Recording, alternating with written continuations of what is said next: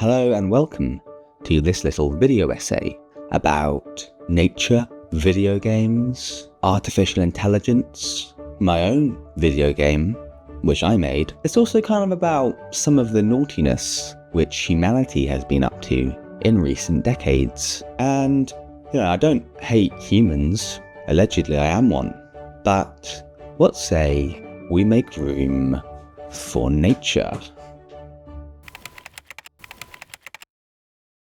In the face of a global ecological crisis, dominant framings of humanity as separate from nature are not sufficient. Author Alenda Chang has proposed promoting environmental agency and decentering the human player. As a substantial global industry, video games may allow large audiences to engage with interactive worlds, experimenting with new rules, roles, and narratives. However, historically, many commercial games preserve culturally prevailing modes of individuals who dominate or exploit environments. There is perhaps an unlocked potential to use games for environmental awareness as we play with nature itself. In her book Playing Nature, Alenda Chang calls for games that consider the environment in a more meaningful way.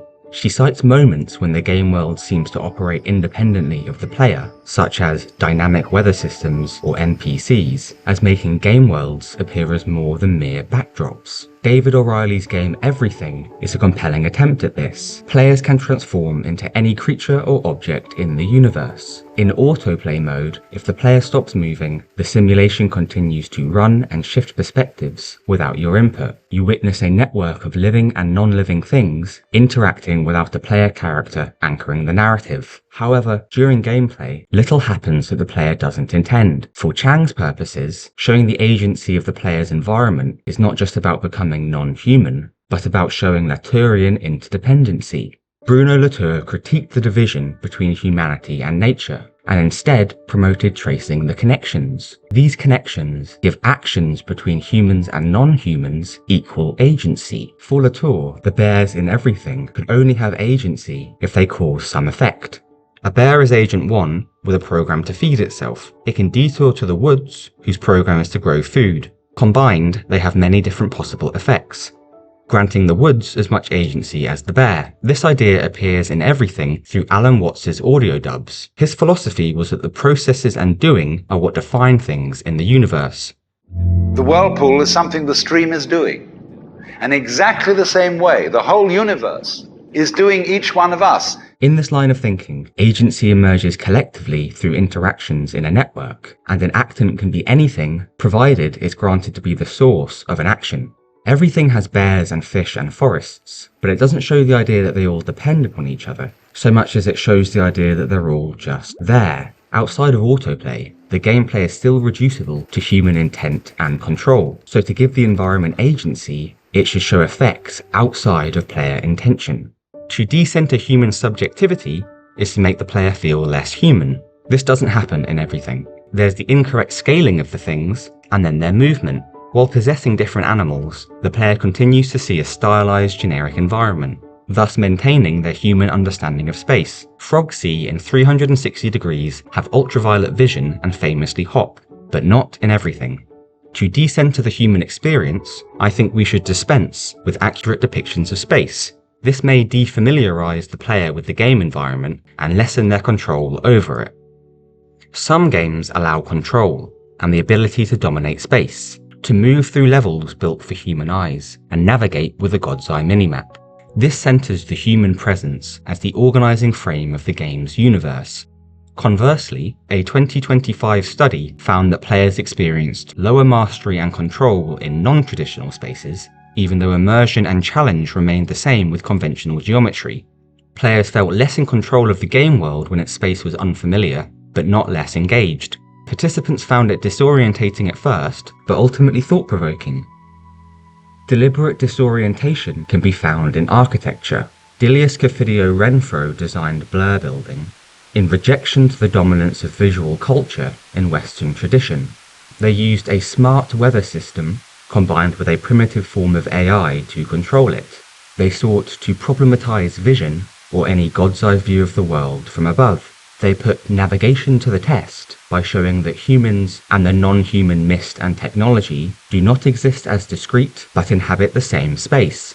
Their aim of critiquing an over-reliance on visual media might seem ironic to include in a video about game design. However, their use of AI and weather to critique technology aligns with my own pursuits. Additionally, their approach of intentional ambiguity with the aim of embedded experience aligns with my thoughts on non-traditional spaces. Westerners' reliance on sight dates back to the first mathematical ways of depicting space. After the invention of perspective, a privileged view was given to the observer. This changed the way we came to perceive physical space and our role within it. Our emphasis on sight created an observer self with associations to a sense of removed, head-located, knowing awareness. In video games, this sense of a detached perspective is increased due to most information being displayed on a screen. One approach to subvert this would be to do nothing with the sense of sight at all. Another would be to actively dismantle or invade the visual perspective. Nicky Heijmen, inspired by Alenda Chang, cites NieR Automata as a good example of this. There is a moment in the story where the android protagonist gets infected by a logic virus. You play as an AI, so these alterations change the player character. Not only the environment, but also the minimap and UI become distorted. In everything, we maintain a human sense of power and control, despite what we might be. NieR subverts this and contributes to a feeling of confusion. We inevitably lose our control and power over the game world, along with our stable, privileged perspective. The audio and narration also become distorted, seeing a disruption of human senses in favor of a deeper experience of being non-human. NieR also reframes a view of the single heroic player. Even characters that seemed insignificant have a completely different ending when you play as them. While, like everything, these characters are still controlled by a human, the way that the narrative depends upon the characters displays a greater degree of agency. Reframing the heroic player can also have social benefits. Alenda Chang thinks that games should become analogies for the real world and tools for social change. Hello, consumer. Narratives can become impactful when players' agency is utilized for nefarious reasons. In the case of Phone Game, the player partakes in acts like mining in the Congo, turning them into an anti-hero. I would add that studies show a link between antisocial behavior in video games and pro-social effects. Players who commit moral transgressions in games may try to offset this in the real world, but only if they feel guilt. I think that non-human agency and vision could amplify these feelings by reframing a view of nature as separate from us. I use many of the same techniques as the previous developers, with the added element of generative AI and real-time weather information. I allow the player to transition between different animals, microorganisms, and objects. But these transitions depend upon real-world weather information, as certain conditions allow the player to shift perspectives and determine which AI you speak with. My narrative depends upon artificial and meteorological actors. The weather as Agent 1 combined with the AI as Agent 2 can have varied effects. As Latour might say, these actors are not simply the hapless bearers of symbolic projection. They don't require a human to bestow them with agency. I realize that AI is still controlled by humans, but Chang does cite it as beneficial in displaying non-human agency. I agree, due to its unpredictability forcing questions of control. Chang wants games where the game environment actually surprises us. I want games where when you put the controller down and walk away, the game keeps going. Although in everything, if you put the controller down, it does literally keep going. Broadly speaking, nothing happens which the player doesn't intend. On current trajectories, in 20 years, the AI in my game will be more powerful and the weather around the site more extreme, changing despite player or developer intention. The interdependency of actors in my network becomes complex, as weather affects things in the real world while also impacting my in-game NPCs. This not only suggests the agency of the digital environment, but our physical environment as well, with a cultural game containing natural elements. Similarly, I appear in both the in-game environment and physical world, as I narrate the experience. Due to the unpredictability of real-world weather, the nature sounds sometimes drown me out. This grants what Timothy Morton might describe as the growing realization by people that they are not the ones running the show. My visual use of AI removes the player's power over and understanding of the game world, problematizing vision with deliberate disorientation. Linear perspective freezes one view and calls it reality, while AI imagery look like a world seen from everywhere and nowhere at once. In this way, they break the convention of a world that is passive, embedding it with a multiplicity of perspectives. Similar to NieR's distortion of the UI, the date and time that the player was relying on dissolves as they enter the visuals. By removing the human's privileged understanding, they are no longer above or below the non-human environment, creating a thought-provoking disorientation.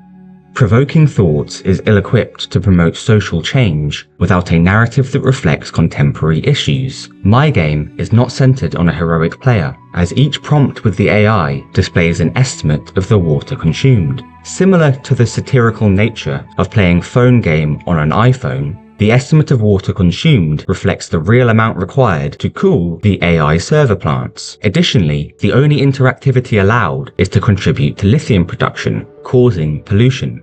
To return once more to Everything, its lack of meaningful interaction limited its ability to show a world which depends upon the actions of living and non-living things. Instead of just becoming pollution, games could show how lives depend upon preventing it. This demonstrates the interdependency of actions in a world consisting of networks of actors. The guilt the player might feel is arguably amplified as the actors they pollute speak in natural language. I am a fungus flowering from rainfall. While this could be seen as anthropomorphizing non-humans, studies show that game characters who are perceived as social beings are more likely to have morality attached to interactions with them. While artworks should promote the agency of the environment and decenter the human player's spatial understanding, they should not remove the human entirely. They should perhaps reframe humanity to become the backdrop or depict our faults. In these ways, they can create social change and reframe a view of humanity on the whole. This grants what Morton might describe as the realization by the player that they are both a human and part of an entity that is now a geophysical force on a planetary scale.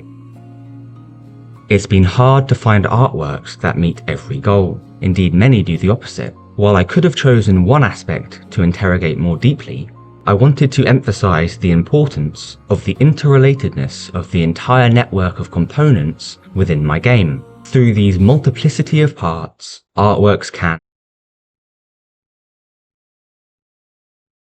question our levels of control, disrupt our modes of seeing, and become compelling tools for social change. Recentering the human experience can bring an uncomfortable sense of self as a player. This can be a productive way of understanding ourselves as an inextricable part of the world we live in. Psychoanalytics tells us that understanding is born of experiencing, but experiencing is not born of understanding. So to experience something can bring about a change more profound than merely thinking about it. Through examining theory from across disciplines, there are many approaches to reframing a view of humanity as separate from nature, with unpredictable weather events becoming the source of action, abstract spaces limiting player control, and a narrative focused on humanity's flaws. Games can reframe our understandings by allowing a new experience, both as agent and entangled participant. Players can feel the urgency of coexisting with our environment, and hopefully carry that awareness beyond the game into the real world. The end. Goodbye.